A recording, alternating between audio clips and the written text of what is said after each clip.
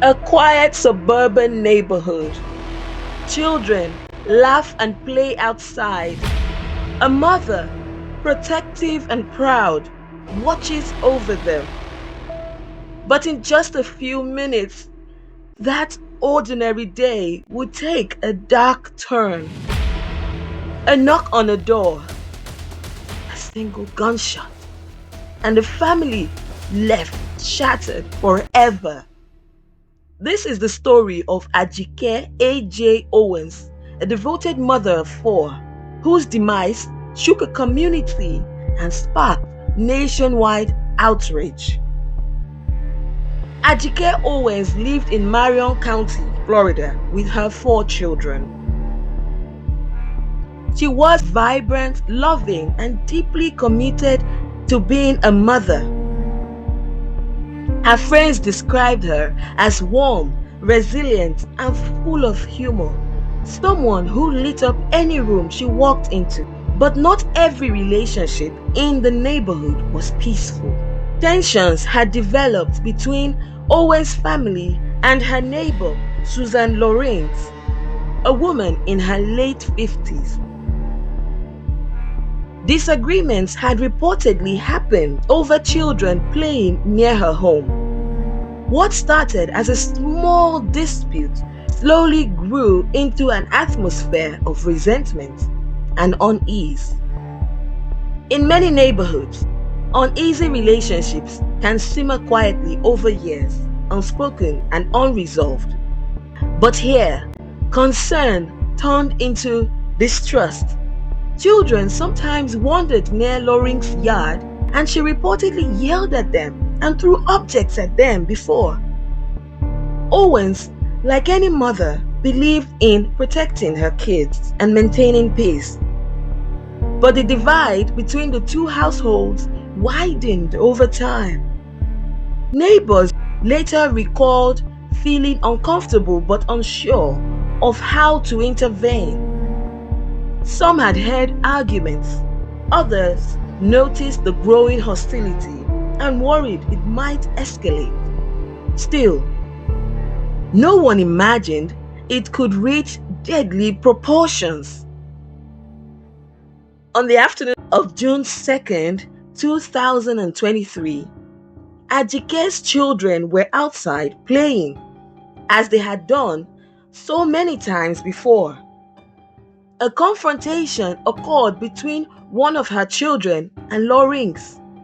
Words were exchanged that left a child upset and shaken.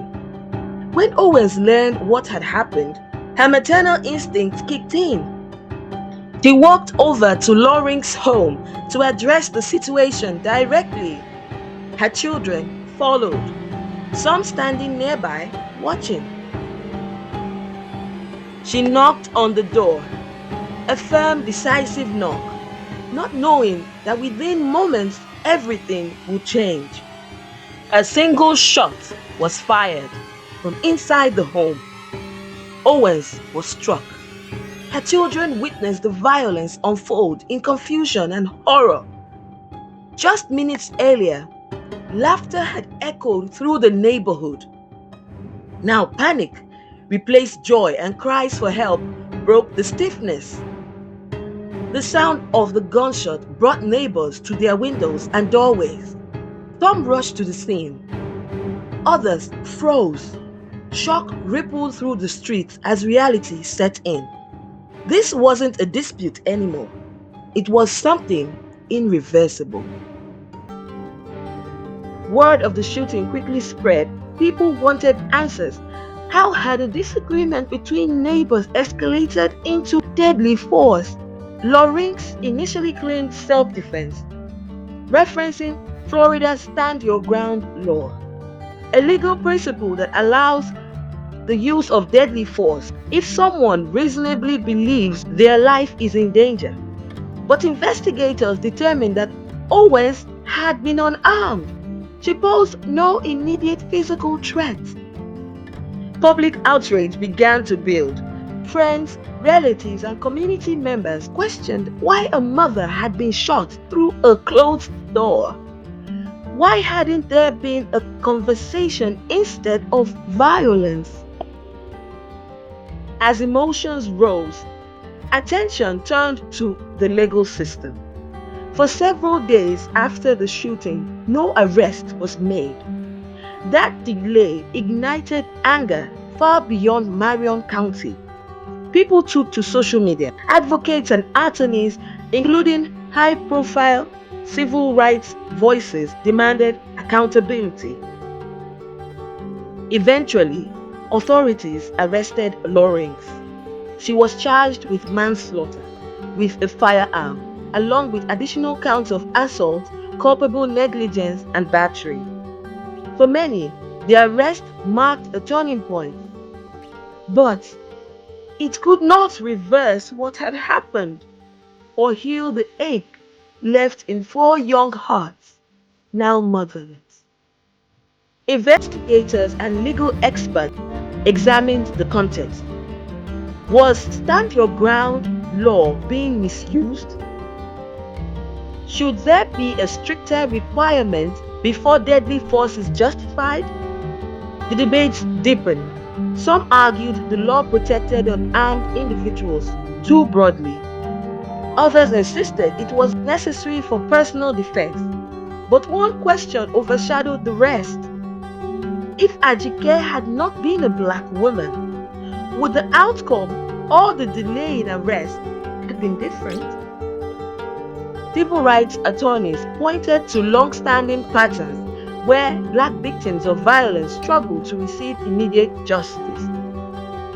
Communities across the country paid attention.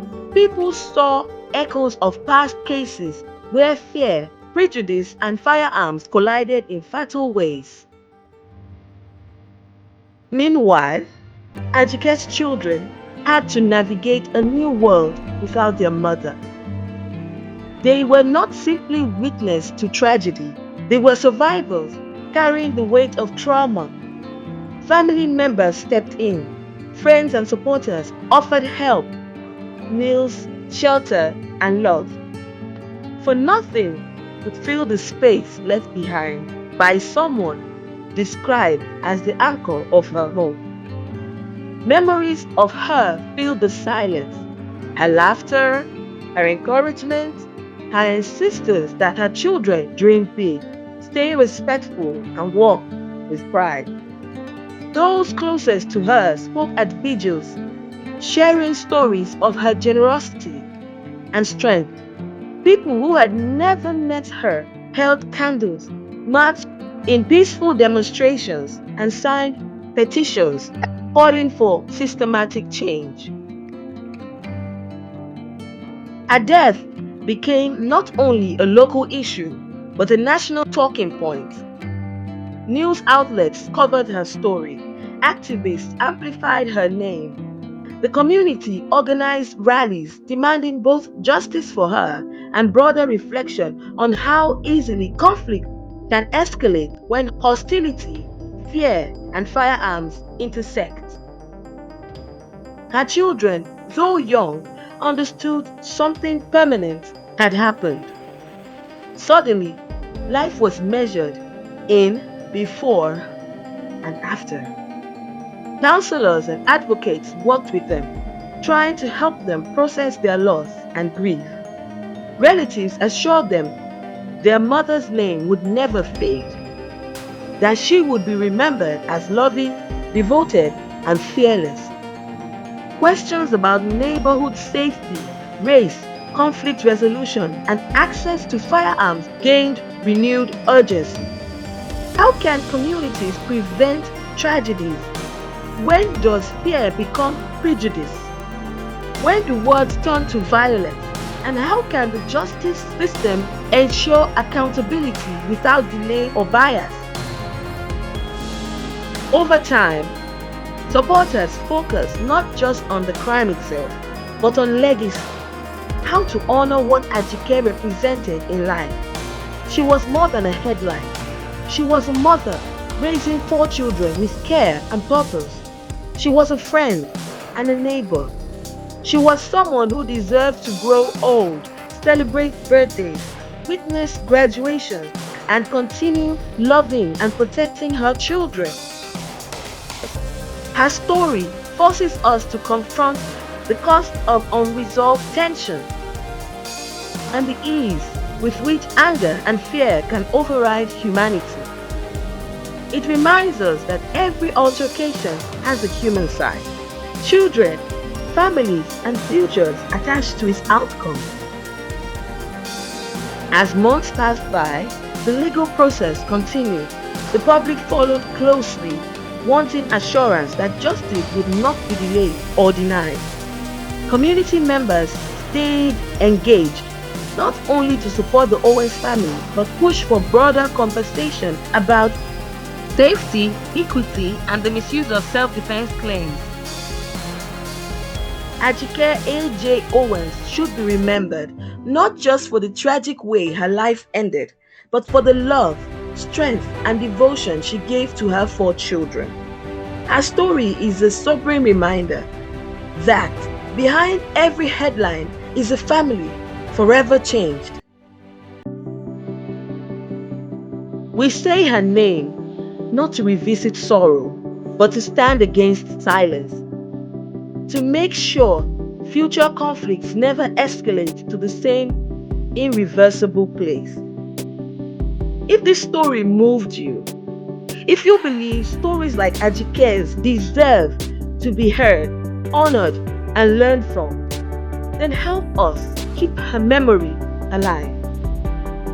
Subscribe to the channel for more powerful and important stories like this. Like this video to boost its reach. Share it so others can understand the real impact behind the headline. And leave a comment below with your thoughts, your prayers, and your voice for justice. Your engagement ensures that Ajike's name is never forgotten, and that her story continues to inspire awareness, compassion, and change. Stay safe, be kind to one another, and never forget her name.